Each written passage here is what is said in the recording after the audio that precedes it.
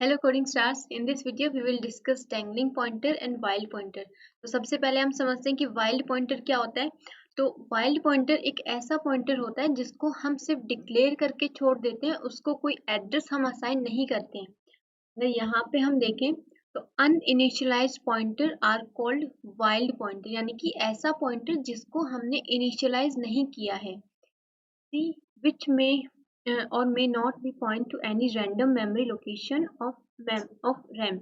तो हो सकता है जब हमने कोई भी पॉइंटर टाइप का वेरिएबल हमने डिक्लेयर किया, जब हमने इसको डिक्लेयर किया होगा तो इसको मेमोरी में कोई स्पेस मिला होगा। तो उस मेमोरी पे सपोज पहले से कोई गार्बेज वैल्यू पड़ी हुई है, तो इसकी जो वैल्यू है वो क्या कंसीडर की जाएगी, ये गार्बेज वैल्यू। अब अगर हम इसको यूज करने की कोशिश करते हैं, जैसे कि यहाँ पे ये एग्जांपल है, यहाँ हमने p नाम का वेरिएबल डिक्लेयर किया, हमने इसको कोई वैल्यू असाइन नहीं की। तो हो सकता है जब मेमोरी में इसको स्पेस मिला तो वहां पहले से कोई मेमोरी, उस मेमोरी एड्रेस पे पहले से कोई गार्बेज वैल्यू हो, तो वो इसने अपना वैल्यू मान लिया। अब जब हम इसको प्रिंट करवाने की कोशिश करेंगे तो यहाँ हम क्या कर रहे हैं, इसकी डी रेफरेंसिंग करने की कोशिश कर रहे हैं।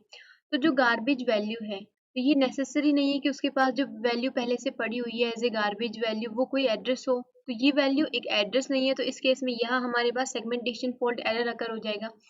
तो जो वाइल्ड पॉइंटर्स होते हैं उनकी वजह से हमारा जो कोड है वो क्रैश भी हो सकता है, या फिर उसमें वो रॉन्ग तरीके से बिहेव कर सकता है। ठीक है, हमारा जो कोड है उसको अलग फ्लो में वो लेके जा सकता है। तो हमेशा ये गुड प्रैक्टिस है कि हम, अगर हमारे पास कोई वैल्यू नहीं है उसको इनिशियलाइज करने के लिए, तो हम उसको किससे इनिशियलाइज करें, नल से। जैसे कि लास्ट प्रीवियस जो वीडियो थी हमने उसमें डिस्कस किया था कि हम उसको हमेशा 0 से इनिशियलाइज करें।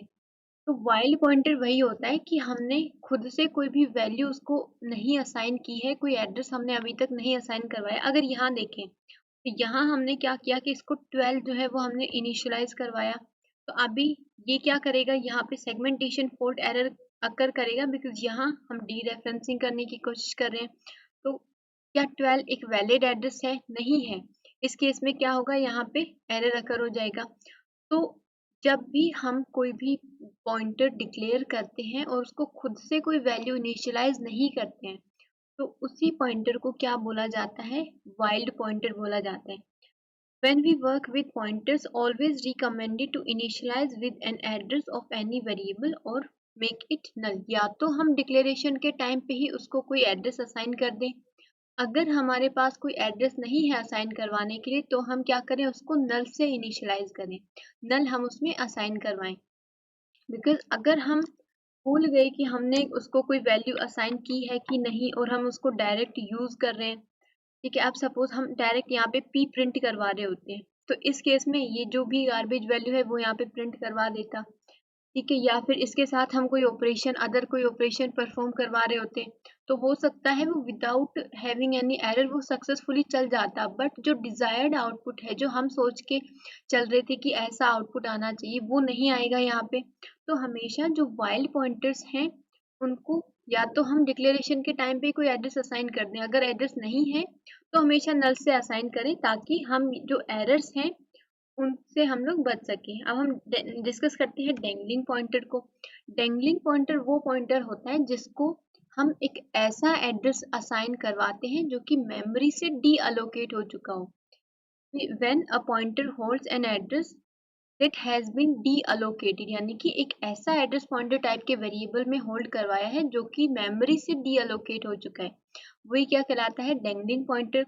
Dangling pointer occur when a pointer pointing to a variable that goes out of scope। या फिर दूसरा क्या केस हो सकता है कि वो आउट ऑफ स्कोप हो। ठीक है, अगर इस केस की हम बात करें, एग्जाम्पल नंबर फर्स्ट अगर हम देखें, तो यहाँ पे हमने एक मेन फंक्शन है हमारे पास, ये मेन फंक्शन का स्कोप है, और यहाँ हमने एक और स्टेटमेंट हमने लिखा है, इसको क्या बोला जाता है, कंपाउंड स्टेटमेंट।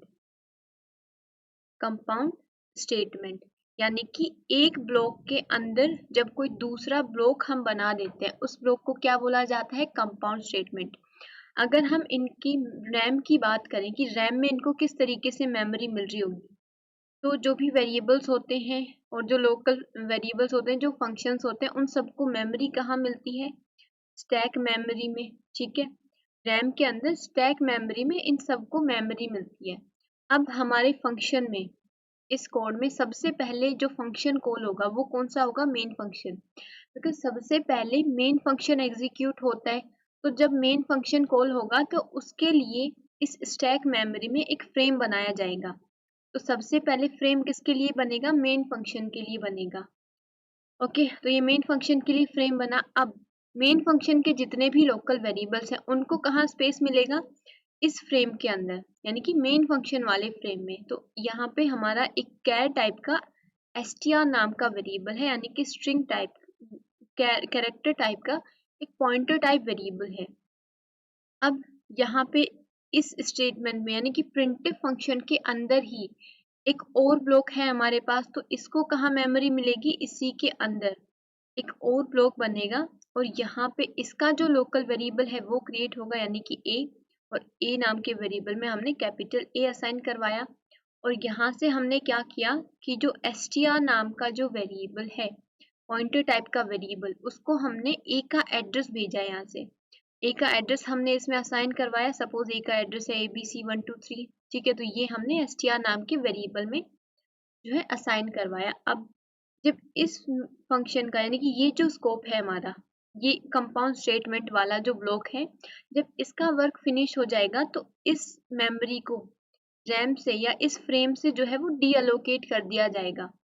ओके, अब जब हम यहाँ इस स्टेटमेंट पे आएंगे, प्रिंटफ फंक्शन वाली पे, तो यहाँ क्या हो रहा है कि str की डी रेफरेंसिंग हो रही है। str की डी रेफरेंसिंग यानी कि str नाम के वेरिएबल ने जो भी एड्रेस होल्ड किया हुआ है उस मेमोरी लोकेशन पे जो भी वैल्यू है वो यहाँ पे प्रिंट करवाएगा। बट जब ये अलोकेट होगा, जब ये स्टेटमेंट और एग्जीक्यूट होगा, उस टाइम पे क्या होगा कि इसके पास जो मेमोरी एड्रेस है, किसका मेमोरी एड्रेस है, हमने इसको किसका मेमोरी एड्रेस दिया है, एड्रेस ऑफ ए। क्या ए अभी मेमोरी में एग्जिस्ट करता है, नहीं करता है। तो इस केस में हमने इसको एक ऐसा एड्रेस असाइन किया हुआ है जो कि अभी जब हम इसको यूज कर रहे हैं उस टाइम पे इसको मेमोरी से जो है डी अलोकेट कर दिया गया। जब इसका वर्क फिनिश हुआ यहाँ पे तो इसको मेमोरी से डी अलोकेट कर दिया गया। तो यानी कि str नाम के वेरिएबल ने एक ऐसा एड्रेस होल्ड किया हुआ है, एक ऐसा एड्रेस पकड़ा हुआ है जो कि मेमोरी से डी अलोकेट हो चुका है। तो इस केस में क्या एरर रहेगा हमारे पास, सेगमेंटेशन फॉल्ट एरर। ओके, तो इसको सबसे पहले एग्जांपल नंबर फर्स्ट को हम एग्जीक्यूट करवा के देख लेते हैं। ये है हमारा एग्जांपल नंबर फर्स्ट, इसको हम डिबग करवाते हैं। तो दो हमारे पास फ्रेम बनेंगे, मेन फंक्शन के अंदर ही एक और हमारे पास फ्रेम बनेगा। सबसे पहले मेन फंक्शन का कैरेक्टर टाइप का वेरिएबल यहाँ डिक्लेयर हुआ था, यानी कि str नाम का एक वेरिएबल क्रिएट हुआ। फिर यहाँ पे जब हम आए तो कैरेक्टर टाइप का एक a नाम का वेरिएबल बना और जिसको हमने कैपिटल A से असाइन किया। अब हमने str को एड्रेस ऑफ a दिया है। तो जब हम इस कंपाउंड स्टेटमेंट से बाहर आ जाएंगे तो ये जो एड्रेस है, जो a है, क्या वो अभी जो a है वो मेमोरी में एग्जिस्ट करता है, नहीं करता है। अगर वापस हम इसको एग्जीक्यूट करवाएं तो वापस से देखें तो अभी तक हमारा जो a नाम का वेरिएबल था वो मेमोरी में है और इसका कोई ना कोई एड्रेस भी है, ठीक है। बट जब हम इस कंपाउंड स्टेटमेंट से बाहर आ जाएंगे तो इसको मेमोरी से डी अलोकेट कर दिया गया है। अब जो str नाम के वेरिएबल ने जो एड्रेस होल्ड किया हुआ है, क्या वो मेमोरी में एग्जिस्ट करता है, नहीं करता है। तो इस केस में हमारे पास सेगमेंटेशन फॉल्ट एरर रहेगा, बिकॉज ये एड्रेस जो है, ये जो भी वैल्यू इसने होल्ड की हुई है वो अभी मेमोरी में जो है वो डी अलोकेट कर दी गई है। ये जो एड्रेस है, जो मेमोरी लोकेशन है, वो अभी भी मेमोरी में है, बट जो a नाम का जो वेरिएबल है वो डी अलोकेट कर दिया गया है, यानी कि ये मेमोरी अभी भी रैम में एग्जिस्ट करती है। ऐसा नहीं है कि वो मेमोरी जो है वो डिलीट कर दी गई हो, बट a नाम के वेरिएबल को मेमोरी से डी अलोकेट कर दिया गया है और इसके पास किसकी वैल्यू है, a नाम के वेरिएबल का एड्रेस, ठीक है। अगर हमने डायरेक्ट ये वाला एड्रेस असाइन किया होता तो उस केस में ही सक्सेसफुली चल जाता। जैसे हम और एग्जांपल डिस्कस करते हैं फिर थोड़ा और क्लियर होगा। चलते हैं अपने सेकंड एग्जांपल पे। यहाँ हमने क्या किया है कि एक फंक्शन को कॉल किया है। सबसे पहले हम स्टैक में वापस से फ्रेम बना लेते हैं। ये है स्टैक मेमोरी, सबसे पहले मेन फंक्शन कॉल होगा तो मेन फंक्शन के लिए फ्रेम बनेगा। जब मेन फंक्शन के लिए फ्रेम बना तो इसके लोकल वेरिएबल्स इस फ्रेम में उनको स्पेस मिलेगा, तो p नाम का एक पॉइंटर टाइप वेरिएबल है। अब जब फन नाम का फंक्शन कॉल हुआ तो एक और फ्रेम बनेगा फन नाम के फंक्शन के लिए। अब इसका जो लोकल वेरिएबल है वो यहाँ उसको स्पेस मिलेगा, y नाम का वेरिएबल है जिसको हमने 10 इनिशियलाइज किया हुआ है। अब यहाँ से हम क्या कर रहे हैं, रिटर्न एड्रेस ऑफ y नाम के वेरिएबल का जो भी एड्रेस है वो हम किसको यहाँ से रिटर्न कर रहे हैं, इस p नाम के वेरिएबल को, यानी कि इस p को, ठीक है, जो कि पॉइंटर टाइप का है। तो यहाँ से हमने क्या किया कि एड्रेस ऑफ y जो है वो रिटर्न किया। तो सपोज जो भी एड्रेस होगा इसका ABC123 वो इसको मिल जाएगा, ठीक है। बट जब इसका वर्क यहाँ पे फिनिश हो जाएगा फन नाम के फंक्शन का, तो इस y नाम के वेरिएबल को और इस फ्रेम को डीअलोकेट कर दिया जाएगा मेमोरी से।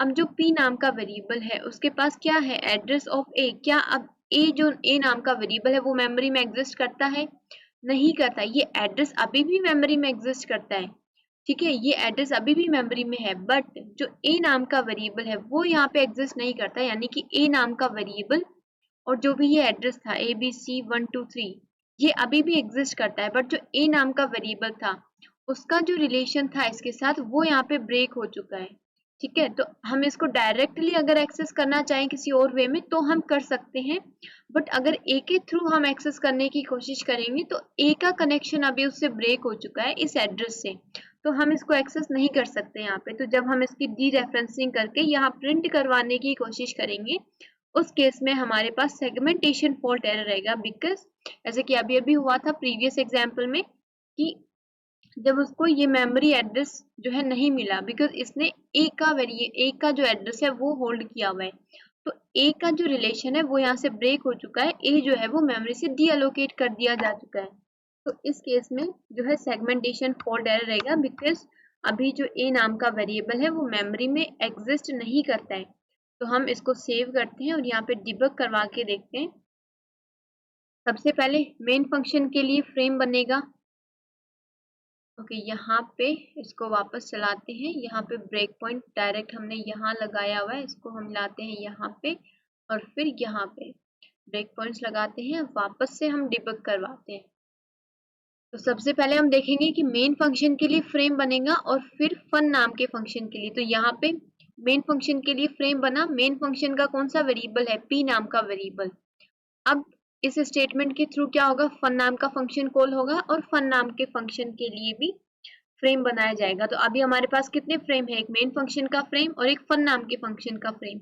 और यहाँ पे अब हम कौन से फंक्शन में है, फन नाम के फंक्शन में। तो यहाँ पे किसका लोकल वेरिएबल है, फन नाम के फंक्शन का, जो कि क्या है y जो है उसको अभी तक गार्बेज वैल्यू मिली हुई है। जब हम इस स्टेटमेंट को एग्जीक्यूट करेंगे तो y को 10 असाइन हुआ। अब यहाँ से हमने y का एड्रेस जो है वो रिटर्न किया है, किसको, p नाम के वेरिएबल को। तो जब हम इस स्टेटमेंट पे जाएंगे तो अभी देखो यहाँ से फन नाम का जो फंक्शन था उसको जो फ्रेम मिला हुआ था वो यहाँ से डीअलोकेट हो चुका है। तो वो डीअलोकेट हुआ है, जब उसका फ्रेम डीअलोकेट हुआ है फन नाम के फंक्शन का, तो साथ में y को भी डीअलोकेट कर दिया गया। अब यहाँ अगर हम देखें तो इस स्टेटमेंट में हमारे पास जो एड्रेस है क्या होना चाहिए था, y का एड्रेस। क्या यहाँ पे p नाम के वेरिएबल ने कोई एड्रेस होल्ड किया हुआ है, नहीं किया हुआ है, बिकॉज वो जो वेरिएबल था वो मेमोरी से डीअलोकेट कर दिया गया है। अब इसके पास कोई भी वैल्यू यहाँ पे नहीं है। जब हम इसकी डी रेफरेंसिंग करवाएंगे तो अभी इसके पास कोई भी मेमोरी एड्रेस नहीं है, तो यहाँ पे सेगमेंटेशन फॉल्ट एरर आ गया। अगर हमें फिर भी किसी भी वेरिएबल का यहाँ से एड्रेस हमें रिटर्न करना है तो हम कैसे कर सकते हैं। तो ये वाली अप्रोच तो फेल हो गई कि हम डायरेक्ट किसी भी वेरिएबल का एड्रेस हम लोग यहाँ से रिटर्न कर दें, बिकॉज जब हम रिटर्न कर रहे हैं तो उस केस में वो तो डीअलोकेट हो चुका है मेमोरी से। तो हम कैसे कर सकते हैं, चलते हैं अपने थर्ड एग्जाम्पल पे। तो इसका क्या तरीका है कि हम क्या करें कि सबसे पहले इसका जो एड्रेस है y नाम के वेरिएबल का जो एड्रेस है वो किसी दूसरे पॉइंटर टाइप के वेरिएबल को हम दे दें। यहाँ पे एक p नाम का पॉइंटर टाइप वेरिएबल है, सबसे पहले हमने इसको इसका जो एड्रेस है वो दे दिया p नाम के वेरिएबल को।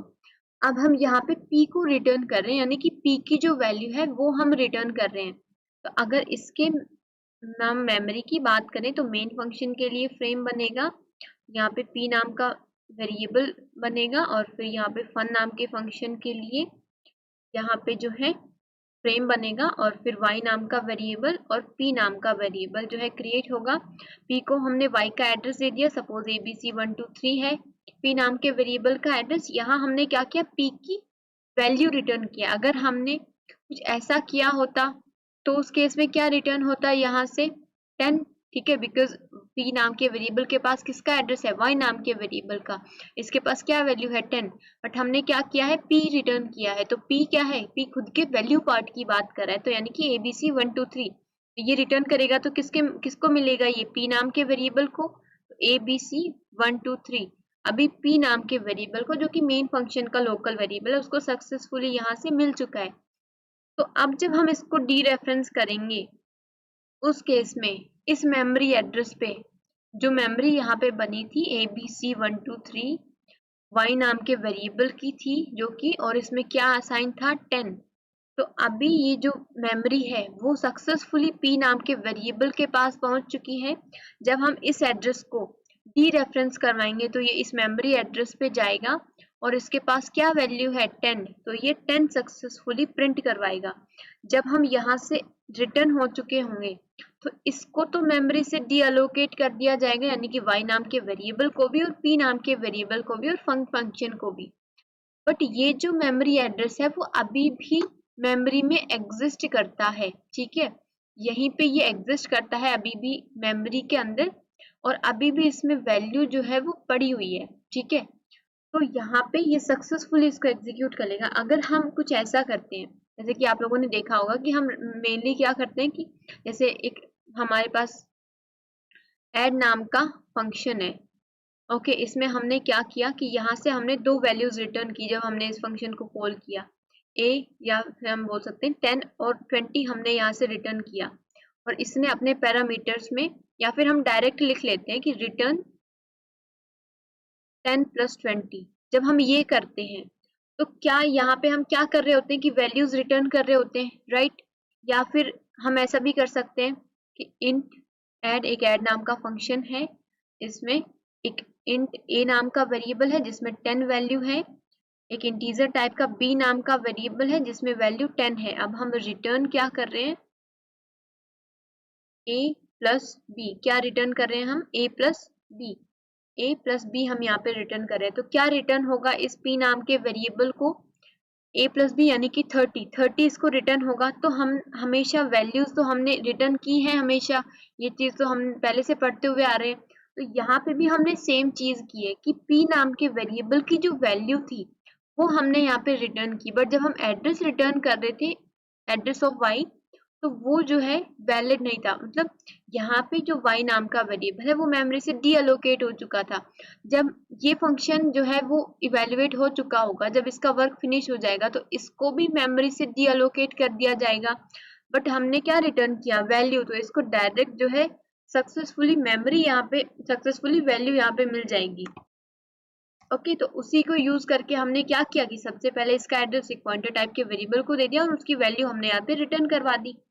तो हम इसको एग्जीक्यूट करवा के देखते हैं कि क्या हमारे पास सक्सेसफुली डी रेफरेंसिंग यहाँ पे हो पा रही है कि नहीं। तो सबसे पहले अपने ब्रेक पॉइंट्स हम सही जगह लगाते हैं। अब इसको करते हैं डिबग। तो यहाँ पे हम देखते हैं सबसे पहले मेन फंक्शन के लिए फ्रेम बनेगा, फिर फन नाम के फंक्शन के लिए फ्रेम बना, और यहाँ पे y और p नाम का वेरिएबल जो है वो उनको मेमोरी मिली। अब जब ये स्टेटमेंट एग्जीक्यूट होगा तो y को 10 असाइन कर दिया जाएगा। अब ये स्टेटमेंट एग्जीक्यूट होगा तो एड्रेस ऑफ y p नाम के वेरिएबल को असाइन किया जाएगा। अब यहाँ से हमने p की वैल्यू भेज दी, रिटर्न की, तो यानी कि ये जो वैल्यू है ये इस p नाम के वेरिएबल को मिल जाएगी। तो p नाम के वेरिएबल के पास जो एड्रेस था वो आ चुका है। अब जब हम इसकी डी रेफरेंसिंग करवाएंगे तो जो इस एड्रेस पे जो भी वैल्यू थी, क्या थी यहाँ पे 10 वैल्यू, तो यहाँ पे इसने सक्सेसफुली इसको प्रिंट करवा दिया है। ओके, तो इस तरीके से अगर हमें करना है तो हम कर सकते हैं कि पहले उसका जो भी एड्रेस है वो किसी दूसरे पॉइंटर टाइप के वेरिएबल को हम असाइन कर दें, फिर उसकी वैल्यू हम रिटर्न कर सकते हैं। अब चलते हैं अपने फोर्थ एग्जाम्पल पे, returning the address of static variable. या दूसरा क्या हम कर सकते हैं कि क्यों ना हम जो वेरिएबल है उसको स्टैटिक टाइप का बना दे। स्टैटिक टाइप के जो वेरिएबल्स होते हैं उनको कहाँ मेमोरी मिलती है? डेटा सेगमेंट में। कहाँ मेमोरी मिलती है? डेटा सेगमेंट में। अगर हम लोकल वेरिएबल्स की बात करें या फंक्शंस की बात करें तो उनको मेमोरी तब मिलती है जब उनको यूज किया जाता है, और डीअलोकेट तब तब किया जाता है उनको जब उनका वर्क फिनिश हो जाता है, जैसे कि हमने अभी भी देखा। बट जो स्टैटिक टाइप के वेरिएबल्स होते हैं उनको डेटा सेगमेंट में मेमोरी मिलती है जब हमारा ये फंक्शन जब कॉल होगा, मेन फंक्शन जब कॉल होगा, जब हमारा कोड एग्जीक्यूट होगा उस टाइम पे उनको मेमोरी मिलेगी। और जब हमारा जो कोड है वो टर्मिनेट होगा, यानी कि एंड तक वो वेरिएबल्स जो है मेमोरी में बने रहते हैं, जब हमारा कोड टर्मिनेट होता है तब तक। तो यहाँ पे सबसे पहले एक फ्रेम बनेगा मेन फंक्शन के लिए। इस कोड की अगर हम बात करें, पी नाम के वेरिएबल को मेमोरी मिली, फिर फन नाम का फंक्शन कॉल हुआ तो फन नाम के फंक्शन के लिए फ्रेम बना। और इसका जो स्टैटिक टाइप का, अब यहाँ पे देखो ये वेरिएबल किस टाइप का है? Static int y equals to 10, यानी कि जो y नाम का वेरिएबल है उसका डेटा टाइप क्या है? इंटीजर। और ये किस टाइप का है? स्टैटिक। तो इस वेरिएबल को कहाँ मेमोरी मिलेगी? डेटा सेगमेंट में। ये कौन सी मेमोरी है? स्टैक मेमोरी है। और इसको कहाँ मेमोरी मिलेगी? डेटा सेगमेंट में। तो यहाँ पे y नाम का वेरिएबल क्रिएट होगा जिसका एड्रेस है सपोज abc123, और इसको हमने क्या इनिशियलाइज किया है? 10। अब यहाँ हम क्या कर रहे हैं? एड्रेस ऑफ y रिटर्न कर रहे हैं। तो अब जब हम एड्रेस ऑफ y रिटर्न कर रहे हैं तो क्या ये एग्जिस्ट करता है? y नाम का वेरिएबल करता है। तो यहाँ पे इसको सक्सेसफुली जो है एड्रेस मिल जाएगा, बिकॉज स्टैटिक टाइप का वेरिएबल जब इस फंक्शन का वर्क जो है फिनिश हुआ तो इसको डीअलोकेट कर दिया गया, बट ये मेमोरी और ये वेरिएबल अभी भी मेमोरी में यानी कि डेटा सेगमेंट में एग्जिस्ट करते हैं। तो अब हम डायरेक्ट सक्सेसफुली जो एड्रेस है वो इस पी नाम के वेरिएबल को असाइन हो जाएगा, और जब हम डी रेफरेंसिंग करवाएंगे तो ये इसकी वैल्यू यानी कि 10 जो है वो सक्सेसफुली प्रिंट करवा देगा। तो दो सॉल्यूशन है, या तो हम किसी दूसरे पॉइंटर टाइप के वेरिएबल को सबसे पहले उसका एड्रेस दे दें फिर उसकी वैल्यू हम रिटर्न कर दें। दूसरा, या तो हम उसको स्टैटिक टाइप का बना दें ताकि वो डीअलोकेट ही ना हो मेमोरी से। ठीक है, तो इस एग्जाम्पल को हम लोग करवा के देखते हैं एग्जीक्यूट। एग्जाम्पल नंबर 4 के ब्रेक पॉइंट्स यहाँ पे हम लगाते हैं।